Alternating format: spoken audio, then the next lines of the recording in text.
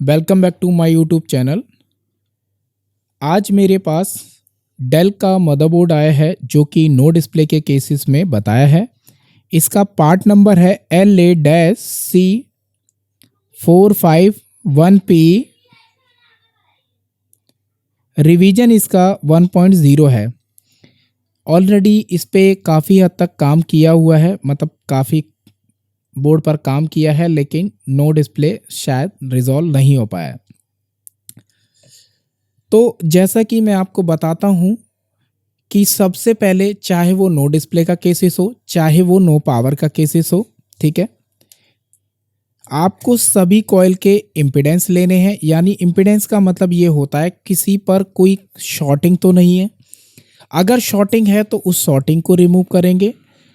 Otherwise हमारा जो no display का केस रिजॉल्व करने का तरीका है, उस तरीके से हम इस बोर्ड को रिजॉल्व करेंगे। तो सबसे पहले हम क्या करते हैं, इसके सभी कॉइल के इम्पीडेंस ले लेते हैं और उसके बाद हम चेक करेंगे हमारा नो डिस्प्ले का केस किस तरीके से रिजॉल्व करते हैं। तो चलिए मैं मल्टीमीटर कनेक्ट कर लेता हूं यहाँ पर और देख लेते हैं ये तमाम जितनी भी कॉइल नज़र आ रही है इनके सभी के इम्पीडेंस। मल्टीमीटर कनेक्ट कर लेता हूँ। मल्टीमीटर मैंने कनेक्ट कर लिया है और मल्टीमीटर मैंने डायोड रेंज पे भी रख लिया है।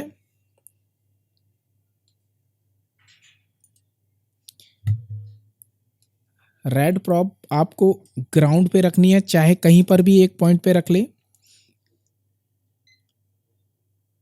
ठीक है। इसमें कोई शॉर्टिंग नहीं है क्योंकि ये स्टैंड बाई होगी जहाँ तक है। अगर बोर्ड ऑन हो रहा है तो जाहिर सी बात है शॉर्टिंग तो नहीं होना चाहिए। ये ठीक नज़र आ रहा है मुझे और यहाँ पे टच नहीं हुआ शायद, ये भी ठीक है, यहाँ पर भी ठीक है। लो इम्पीडेंस तो मुझे नज़र नहीं आ रहे हैं और ये भी ठीक है और इसमें कोई ख़ास कॉइल नज़र नहीं आ रही है मुझे जिससे मैं कहूँ कि शॉर्टिंग चेक कर सकें। ठीक है, बायोस हमें चेक करने की ज़रूरत नहीं है क्योंकि मदरबोर्ड हमारा ऑन हो रहा है, ठीक है। तो चलिए अभी पहले हम इसका एक्चुअल में जो स्टेटस है वो चेक कर लेते हैं। देन उसके बाद हम चेक करेंगे कि अगर नो डिस्प्ले का केसेस आए तो आप जल्दी से क्विक तरीके से कैसे नो डिस्प्ले के मदरबोर्ड को रिपेयर करेंगे, चलिए मैं आज आपको बताऊंगा। तो सबसे पहले मैं क्या करूंगा, यहाँ पर डीसी को कनेक्ट करता हूँ और डीसी को कनेक्ट करने के बाद इसका एक्चुअल में स्टेटस देखेंगे क्या है। तो यहाँ पे डीसी कनेक्ट कर लेता हूँ।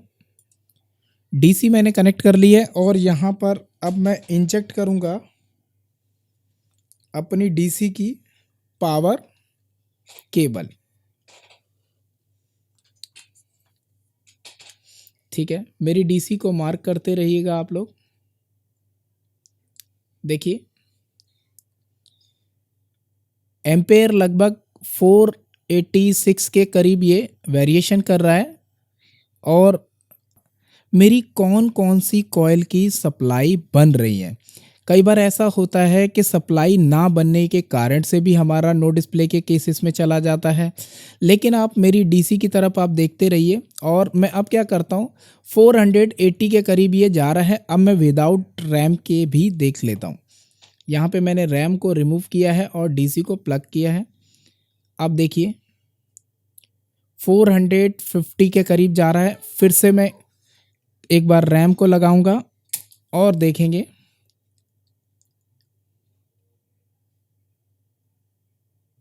500 के करीब गया। शायद सीपीयू हीट हो रहा होगा इसके कारण से, मतलब कुछ परसेंट ये रैम तो डिटेक्ट कर रहा है।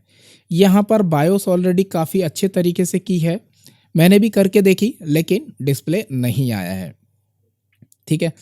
अब हमें चेक करना पड़ेगा एक 1 बाई 1 जितनी भी कॉइल है उनकी सभी कॉइलों पर सप्लाई अवेलेबल है। तो यहाँ पर इसको चेक करने के लिए मुझे कनेक्ट करना पड़ेगा अपना डीएसओ। तो चलिए मैं डीएसओ कनेक्ट कर लेता हूँ। यहाँ डीएसओ मैंने कनेक्ट कर लिया है और डीसी को भी मेरी मार्क करते रहिएगा आप। और जब भी आप कोई सप्लाई चेक करें तो आप हमेशा कोशिश करें कि डीएसओ की मदद से चेक करें। चलिए मैं ये यहाँ प्रॉब रखता हूँ। पहले ये 2 कॉइल हैं। चलिए मेरी डीएसओ को मार्क करते रहिएगा आप, ठीक है। पीडब्ल्यूएम बन रहा है। याद रखिएगा जब पीडब्ल्यूएम साइड में अगर चेक करेंगे तो आपको जल्दी कैप्चर करने में आ जाएगा। बोर्ड मेरा ऑफ हो गया है। एक बार मैं दोबारा से प्लग करता हूं। मैं दोबारा से करता हूं प्लग और यहां पर इसको प्लग किया, फिर से वही हो गया और यहां पर देखना है मुझे, ठीक है। ये वोल्टेज एक बन रही है, ये भी मेरी बन रही है। चलिए मैं पीडब्ल्यूएम साइड में भी चेक करता हूं। यहां पर ये भी बन रही है, ठीक है। और आई थिंक ये मेरी जीएफएक्स होगी। आपको मैं बता दूं GFX as a last supply है। जब आपका डिस्प्ले आ जाएगा तब आपका जीएफएक्स बनता है, ठीक है। ये आपकी लगभग कोई और कॉइल है, ठीक है। यहाँ पर भी पीडब्ल्यूएम भी बन रहा है। चलिए एक बार मैं बायोस का डेटा भी आपको चेक करा देता हूँ। मैंने डीएससी को ऑफ कर दिया है और यहाँ से फिर से प्लग करता हूँ और मेरी बायोस की 1 नंबर पिन का डेटा देखिए, ठीक है। आपने देखा डेटा, और 5 नंबर और मेरा 6 नंबर पे चेक देखिए। मैं बार बार प्लग कर रहा हूं और बार बार अनप्लग कर रहा हूं। 2 नंबर पे देखिए,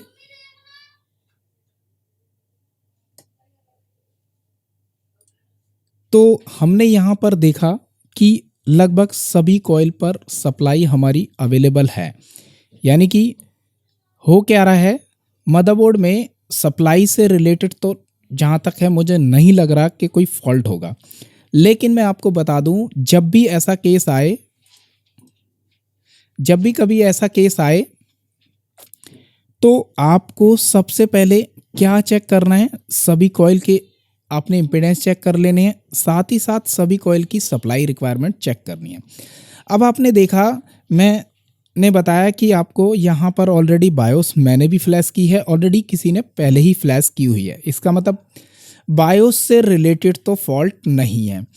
तो हमेशा याद रखिएगा, अगर आप बायोस कर चुके हैं और आपका यहाँ से जितनी कॉइल हैं, जितनी उन पर सप्लाई रिक्वायरमेंट सभी सही हैं, फिर आपको जाना है आपकी रैम स्लॉट की रिक्वायरमेंट चेक करने।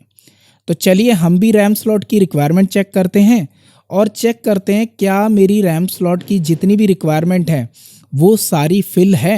हो सकता है कि रैम की कोई रिक्वायरमेंट में मिसिंग हो, जिसके कारण से मेरा नो डिस्प्ले का केसेस हो। तो चलिए यहाँ पे पहले मैं स्कीमेटिक ले लेता हूँ और उसके बाद स्टेप बाय स्टेप हम चेक करेंगे कि कौन सी सप्लाई रिक्वायरमेंट पूरी नहीं हो रही है, जिसके कारण से मेरा नो डिस्प्ले का केसेस हो रहा है। मैं आपको बता दूं, पहले सप्लाई रिक्वायरमेंट अगर पूरी होती है देन आपकी क्लॉक सेक्शन चेक करना है। क्लॉक सेक्शन चेक करने के बाद आप पीएलटी चेक कर सकते हैं। चाहे पीएलटी पहले चेक करें चाहे बाद में चेक करें, वो इतना मैटर नहीं करता है। मतलब चेक तो करना ही है, दोनों चेक करने हैं आपको, चाहे क्लॉक के बाद चाहे क्लॉक से पहले।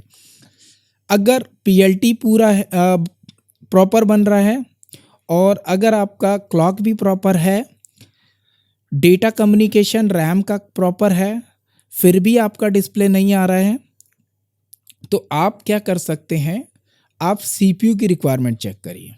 अगर सीपीयू की रिक्वायरमेंट भी पूरी फिल है और फिर भी आपकी रैम डिटेक्ट नहीं हो रही, तो इसमें सीपीयू और रैम के बीच में कम्युनिकेशन की कुछ पिनें होती हैं। अगर वो आप जानना चाहते हैं कौन सी पिनें होती हैं और किस तरीके से उनको ट्रेस आउट किया जाता है और किस तरीके से नो डिस्प्ले के केसेस को उन पिनों से बनाया जा सकता है, फिलहाल मैं इसकी रिक्वायरमेंट चेक करने जा रहा हूं। चलिए चलते हैं हमारे डेस्कटॉप की तरफ और देखते हैं इसका स्कीमेटिक और इसकी रैम की जो रिक्वायरमेंट है वो हम चेक कर लेते हैं।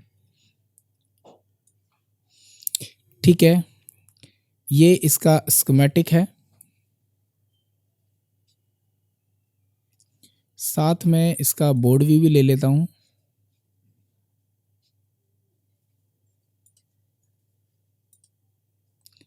रैम स्लॉट ये है। एक तो मुझे 1.2 चेक करनी है, ठीक है। सबसे नज़दीक वाला पॉइंट कौन सा रहेगा मेरा? रैम सॉकेट के 1 2 3 4 5 6 नंबर पिन, इस पे मैं चेक करूँगा। सबसे पहले इसे मैं चेक कर लेता हूँ 1.2 बन रही है या नहीं। कई बार ऐसा होता है कि रैम नहीं बनती है, उसके कारण से भी एम्पेयर तो ठीक लेता है, लेकिन वोल्टेज ना बनने के कारण से हमारी रैम सेलेक्टेड नहीं हो पाती है। तो चलिए 1 2 3 4 5 6 नंबर पे मैं इसकी 1.2 चेक कर लेता हूँ। एक बार बोर्ड को ऑन करते हैं और फिर चेक करते हैं क्या हमारी 1.2 बन रही है या नहीं। चलते हैं हमारे मदरबोर्ड की तरफ। डीएसओ मैंने कनेक्ट कर लिया है, डीसी भी कनेक्ट कर लिया है, और जैसा कि मैंने आपको बताया बोर्ड व्यू की मदद से यहाँ से 6 नंबर पिन पे मुझे 1.2 चेक करनी है।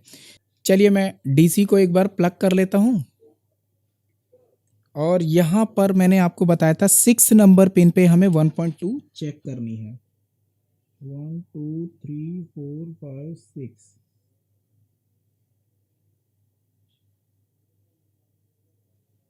चेक करिए 1.2 मेरी बन रही है। 1.2 मेरी जो वोल्टेज है वो रैम की वोल्टेज प्रॉपर बन रही है। चलिए आप देखते हैं दूसरी रिक्वायरमेंट। ठीक है, 1.2 हमारी प्रॉपर है। देन यहाँ पे और चेक करना है आपको। इस बात का याद रखिएगा, आप कभी भी एम्पेयर देखकर काम ना करें तो ज़्यादा अच्छा है, क्योंकि कई बार एम्पेयर की वजह से कई बार धोखा हो जाता है। हम सोचते हैं कि सारी सप्लाई बन रही है और हमारा केस जो है नो डिस्प्ले के केसेस में चला गया है। अब ऐसे केसेस में एम्पेयर को देखकर अगर आप रिपेयर करेंगे और आपने बायस चेंज कर ली और आपने रिक्वायरमेंट चेक नहीं करी और बोर्ड ऐसे ही दे दिया, तो कहीं ना कहीं आपका नुकसान हो जाता है। बोर्ड नो डिस्प्ले के केसेस में आपको प्रॉपर बाइसिंग चेक करनी है, चाहे वो बायोस हो, चाहे आपकी डेटा क्लॉक का कम्युनिकेशन हो, चाहे वो सप्लाई से रिलेटेड हो, हर चीज़ को बारीकी से चेक करेंगे। चलिए हम भी चेक कर रहे हैं। एक है 255 पे 3.3। चलिए ये आपकी यहाँ पर है 1 2 3, अंदर की साइड तीसरी पिन है। साथ में हम चेक कर लेंगे ये 2.5, यानी कि एक मुझे यहाँ पर चेक करना है 3 नंबर पिन पे, और इन दोनों पे 2.5 और यहाँ पर मुझे 3.3 मिलना चाहिए। 3 पिनों पे हम चेक करेंगे, फर्स्ट पे 3.3, उसके साथ में हम 2.5। ये मेरी रिक्वायरमेंट अगर पूरी होती है देन उसके बाद हम चले जाएंगे DDR VTT वोल्टेज। और भी रिक्वायरमेंट है, बाद में चेक करेंगे। फिलहाल हम चेक करने क्या जा रहे हैं, एक 3 नंबर पे 3.3 और 259 पे हमें 2.5 मिलना चाहिए। चलते हैं हमारे बोर्ड की तरफ और देखते हैं क्या ये दोनों पिनों पे हमें सप्लाई मिल पा रही है या नहीं। चलिए मैं डीसी को कनेक्ट कर लेता हूँ। डीसी मैंने कनेक्ट कर लिया है, और जैसे कि मैंने बताया था कि अंदर की साइड में आपकी 3 नंबर पिन पे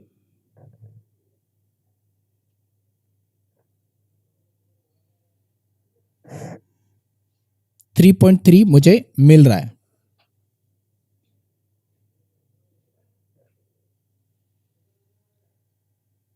यहाँ पर 2.5 मिलना चाहिए, जो कि लगभग आधा वोल्ट के करीब मुझे मिल रहा है। यानी कि हो क्या रहा है, मुझे जहाँ पर 2.5 मिलना चाहिए था वहाँ पर आधा वोल्ट के करीब मिल रहा है, मतलब 1 वोल्ट का हाफ।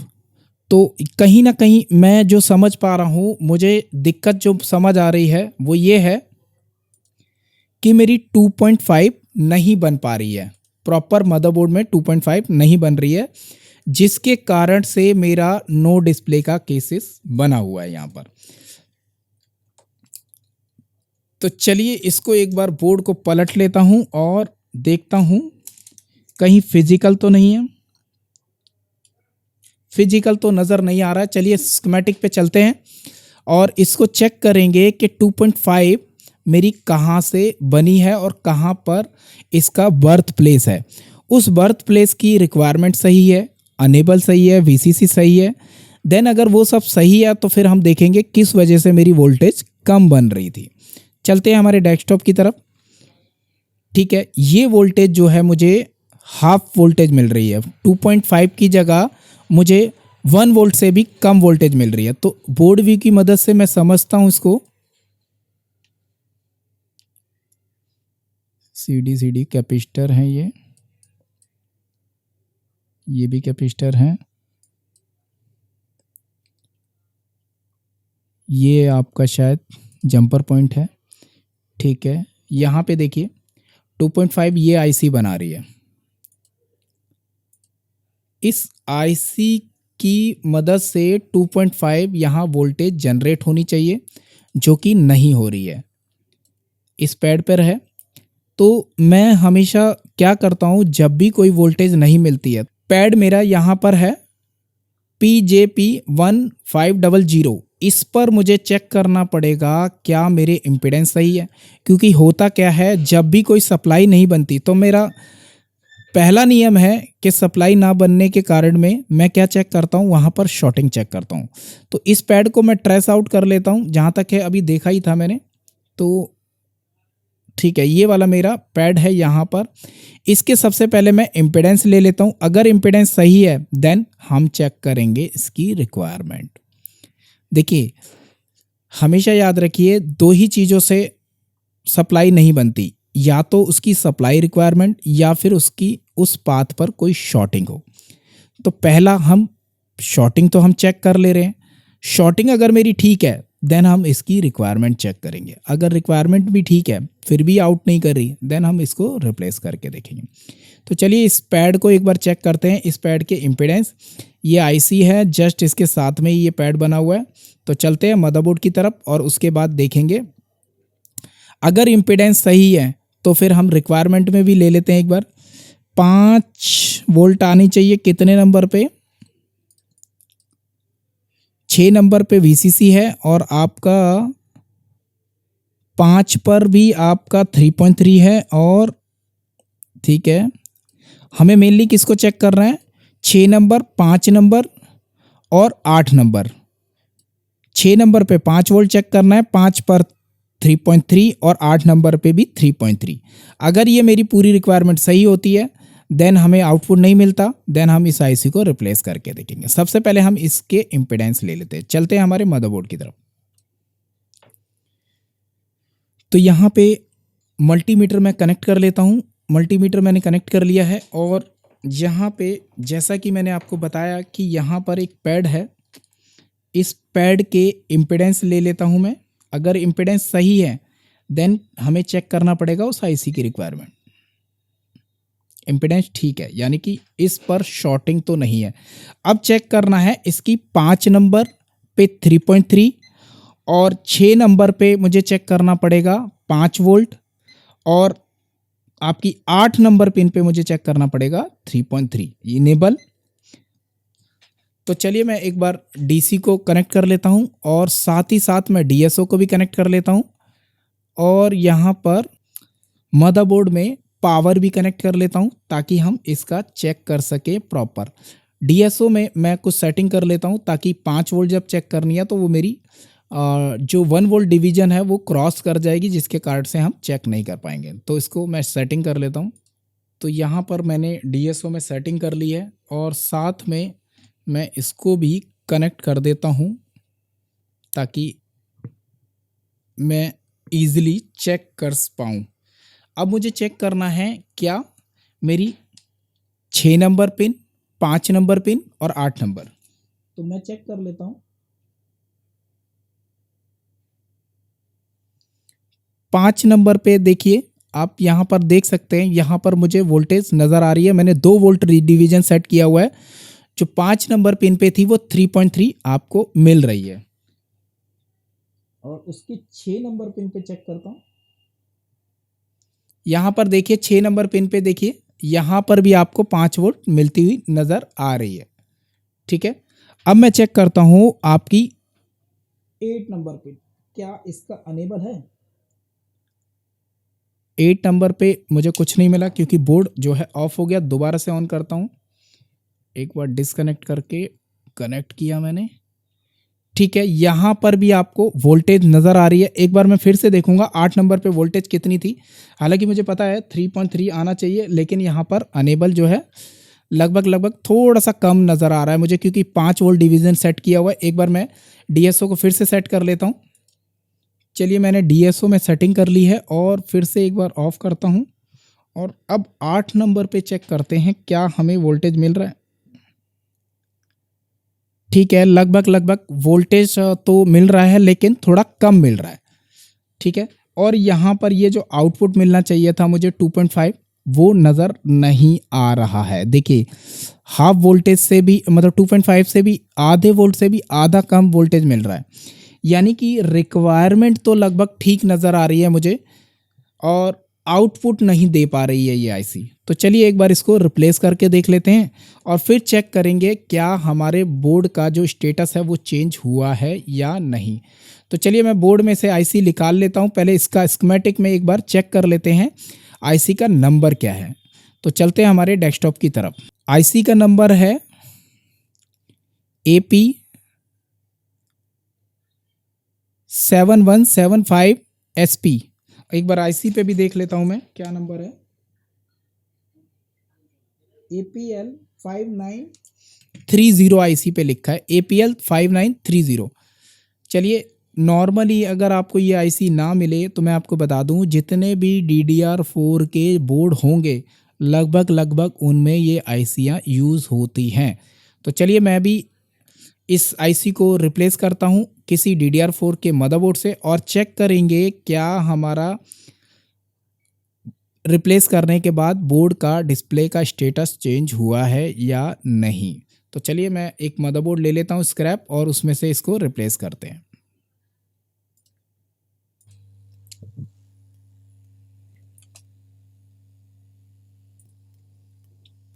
चलिए इस आईसी को रिप्लेस करके देखते हैं एक बार।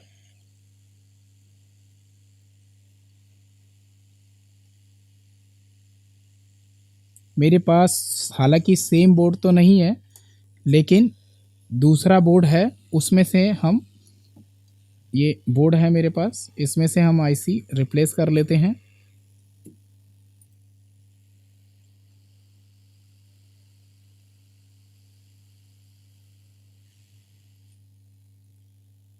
हीट ज़्यादा लग रही है मुझे लग रहा है।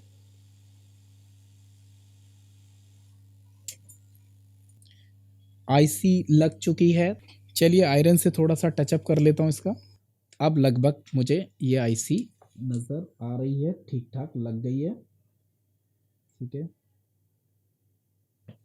और अब चेक करेंगे क्या हमारे मदरबोर्ड में डिस्प्ले आया है या नहीं। याद रखिएगा 2.5 की लगभग DDR4 के जितने भी मदरबोर्ड होते हैं उनमें इस तरह की आईसी लगी होती हैं। आप किसी में से भी लगा के यूज़ कर सकते हैं, लेकिन कंडीशन यही अप्लाई है कि आपको इस बात का ध्यान रखना है कि आउटपुट पिन कौन सी है। जैसे मान लीजिए इसकी अगर 4 है तो दूसरे में जो आप उठा रहे हैं वो भी 4 ही होनी चाहिए। ऐसा नहीं है कि 2.5 बना रही है तो आप उठाएं और लगा दें, ऐसा कभी नहीं करना है। ठीक है, तो यहाँ पर मैं इसको भी कनेक्ट कर लेता हूँ या फिर इसको इस साइड कनेक्ट कर लेता हूँ, आप जिससे कि पता लग सके कि डिस्प्ले आया है या नहीं। फ़िलहाल अभी मैं इसको देखता हूँ क्या डिस्प्ले आया है या नहीं। तो यहाँ पे डीसी कनेक्ट करनी पड़ेगी मुझे। अच्छा, इस बात का हमेशा याद रखें कि जब भी अगर आपको वोल्टेज बन रही हो तो ऐसा ना सोचें कि वोल्टेज बन रही है, हमेशा उसकी एक्यूरेसी चेक करें। अब जैसे यहाँ पे क्या हो रहा था, वोल्टेज तो बन रही थी लेकिन वो कम बन रही थी, जिसके कारण से मेरा बोर्ड एम्पेयर जो है एक ही जगह जाके स्टिल हो रहा था। चलिए मैं डीसी को कनेक्ट करता हूँ और यहाँ पर देखिए एम्पेयर अभी भी लगभग उतना ही है। अभी एम्पेयर जो है थोड़ा सा वेरिएशन हुआ है लगभग, शायद मुझे लग रहा है। हाँ ठीक है, एम्पेयर जो है वेरिएशन कर रहा है। पहले क्या था, एक ही जगह स्टिल हो रहा था। हाँ देखिए एम्पेयर जो है डाउन हो गया है 200 के करीब, 200 250। ठीक है, याद रखिएगा जितने भी डेल के बोर्ड हैं लगभग लगभग कुछ बोर्ड जो हैं 2 से 3 बार रिस्टार्ट होते हैं, कुछ बोर्ड आपके एक ही बार में रिस्टार्ट होने के बाद डिस्प्ले दे देते हैं।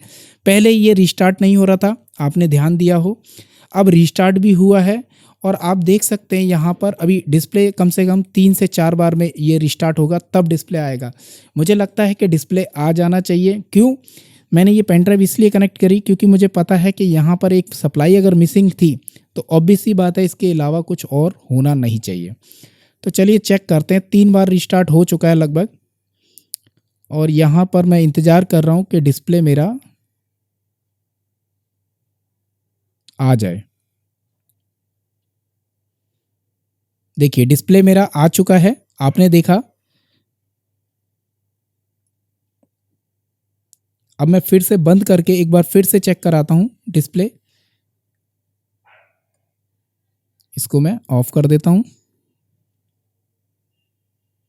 ऑफ हो गया और मेरे ऑन हो गया। यहाँ पर ध्यान से देखिएगा, यहाँ पे हल्की सी जो लाइट है वो ब्लिंक करेगी जब मेरा डिस्प्ले आ जाता है।